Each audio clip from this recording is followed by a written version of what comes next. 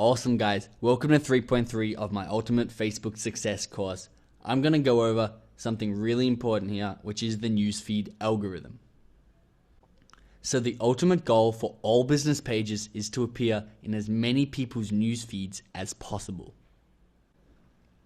So Facebook have created a newsfeed algorithm which determines what appears on your newsfeed and in which order it will appear.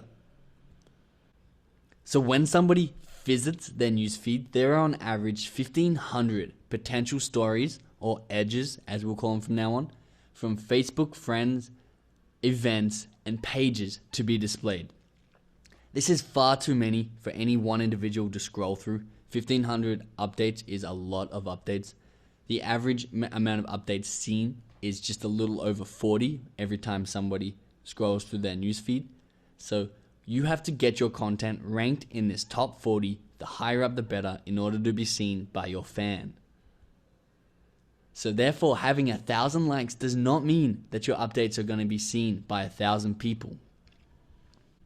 Because of course, it is way too many to read through. So Facebook use their algorithms and decide what is displayed on your newsfeed and of course, your fans' newsfeed. So it's important to understand the goal of algorithms before I break them down for you. The goal of the algorithms have always been to find the content that you want to see the most, or find the content that your fan wants to see the most. So in 2004, Facebook used what they called knobs. So Chris Cox, the Facebook VP of Products, said, in the beginning, newsfeed ranking was just turning knobs. If people said they wanted to see photos a little bit more or videos a little bit more, all they do is turn up the value of the videos or the photos so they'd be seen more on the Facebook pages. Then came 2007 and Facebook employed what they called EdgeRank. EdgeRank is a relatively simple algorithm that remains the basic foundation of what is still used today, so it's super important to understand these three elements. So the first major element is affinity score, which is the connection strength of the relationship between the Facebook user and the Facebook page. So if I like your page, I then have an affinity score or relationship score based on how much Facebook think that I want to see updates from your page. The second factor is weight. So the value of the edge type. So we went through edge types earlier, as in photo, status, video, or photo album. So each edge type was given a weight, and whatever Facebook thought that people wanted to see more of, that's what they displayed more of, and that's what was given a heavier weight. The last factor is time decay. So the time since the edge was created. So the value of the edge will dissipate over time and become weaker. Therefore, the newer an update is, the more people will be likely to see it. So let's break these down quickly individually so we get a comprehensive understanding. So affinity score is a one-way relationship between the fan and the fan page. It demonstrates how strong of a relationship a brand has with that individual fan. Affinity is strengthened by any interaction with a brand. So actions such as viewing your fan page, commenting, liking, sharing your edges, clicking on your page, and even messaging can impact the affinity that I have with your page. So essentially, Facebook have made it so the more time or effort an action takes, the more it'll increase my affinity with your page. So say I comment on your page, it takes more time and effort than simply clicking a like. Therefore, it'll increase my affinity score by more. So if you're interested, an affinity score is given a number between -1 and 1. So the weight is the value of the edge type. So how valuable is a type of edge? Meaning how much do people want to see this type of update in general. Weight is Facebook's value system in order to determine what type of edges want to be seen the most. Each type of edge has a different default weight.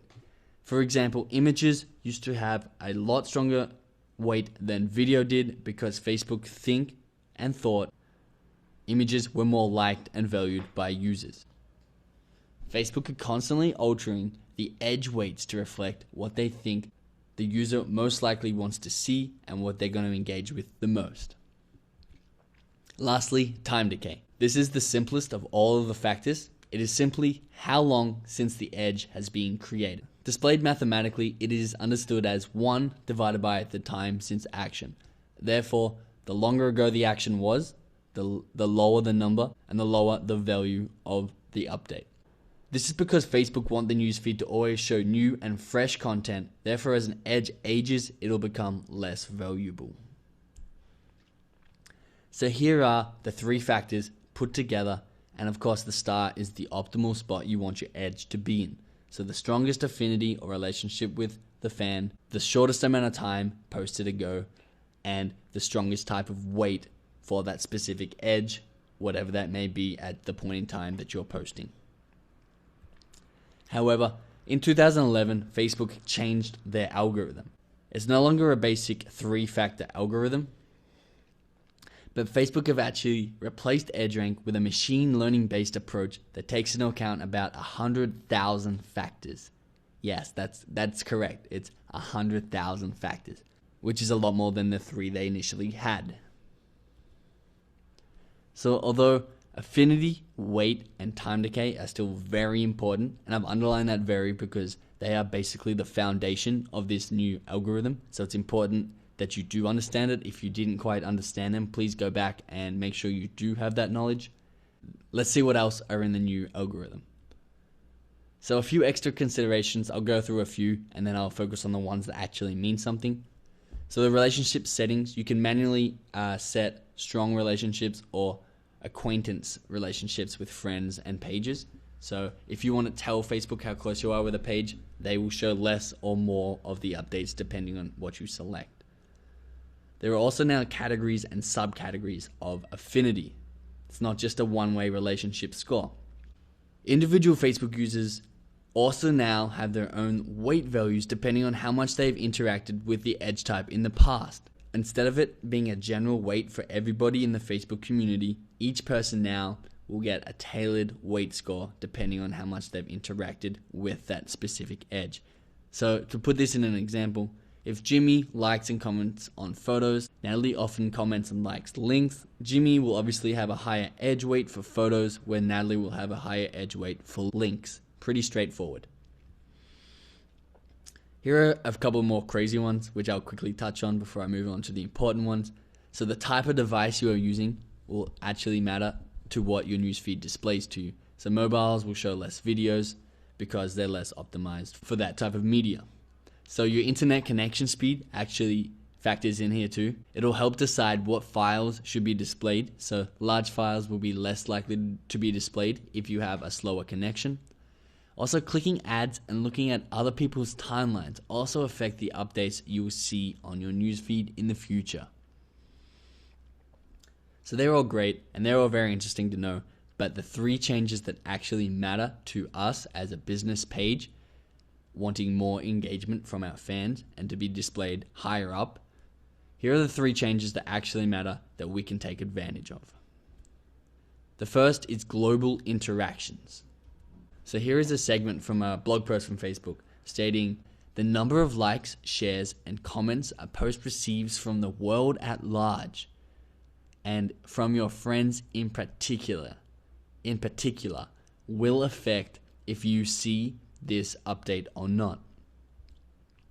So Facebook are attempting to measure how close each user is to friends and pages. But the measurement isn't just based on personal interactions.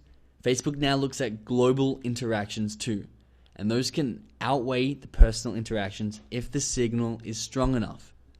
For example, if you put out an update on your business page, and my affinity is not strong enough to see it immediately in my newsfeed, but I have 3 friends who also like your page who have liked and commented on your new update. I am therefore much more likely to see this new update because Facebook have seen my friends find it valuable and therefore will think I find it valuable. Even more than this, if the users are not my friends, but the global interactions of your fan base as a whole is high, Facebook will see that content as valuable and be more likely to show it to your fans that you have less affinity with. So here's a quote from Facebook. If we show an update to 100 users, but only a couple of them interact with it, we may not show it to you in your newsfeed. But if a lot of people are interacting with it, we might decide to show it to you too.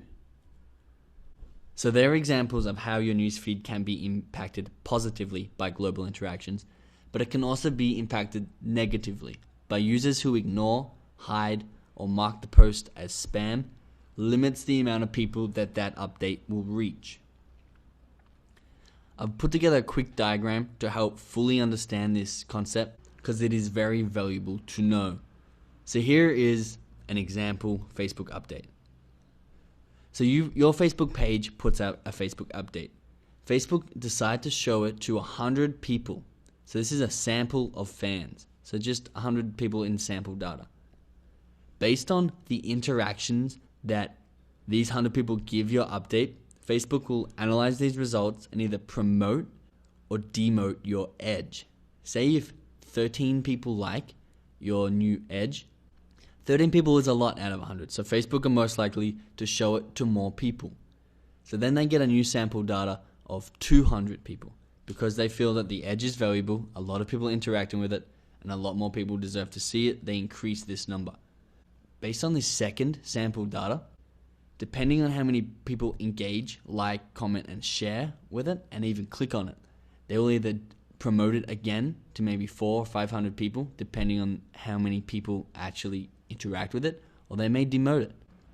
If Facebook calculate it to be less valuable than they initially thought, they will demote it and then run a new sample size of the original amount, just to make sure that they're only sending out valuable content to the most people. So I hope that makes sense. Here is a bigger overview of the same theory. Here is 0% of your fans, and here is 100. As your update is tested by the first sample size, it could get demoted and shown to less and less people, or you can get promoted. If you keep getting promoted, you're going to be displayed to more and more people because obviously your update is valuable. And you can reach a maximum of 70, or sometimes in really rare cases, 80% of your fans at once. The more valuable your content, the further it will go.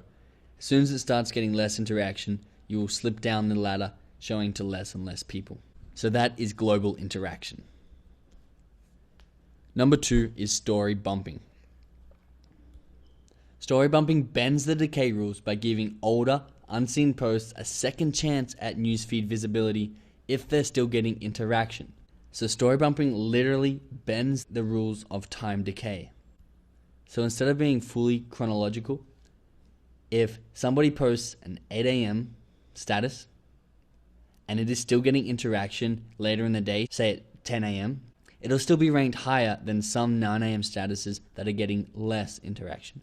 Because again, Facebook will see this as valuable content and let it be seen by more people. Thirdly, last actor. Last actor considers an individual's 50 most recent Facebook interactions and uses them to help rank posts in an individual's newsfeed. So essentially, a very large amount of weight is given to the last 50 actions of any user. For example, if I have liked your latest Facebook update, that becomes my last action. If I then like my friend's status, that becomes my last action, and your like becomes my second last. So the last 50 actions that I've made in total have stronger weight on what I will see in my newsfeed. Another thing to note is the strongest weight is given to the last 10 actions, and the weakest weight is given to the first 10 actions. So my 50th to 40th like, still given a lot of weight compared to if you were my 100th. However, it will decrease as I make more actions. So these are the Facebook algorithms to understand, and it's really important to have a comprehensive understanding of this knowledge so that in the next segment, you understand exactly what we're doing to hack and optimize our content to display in as many news feeds possible. Because on average, only 12 to 16% of people see your post in their news feed. We want to triple or even more than triple this number so all of our updates are getting seen by as many people as possible. Let's go and see how that's done.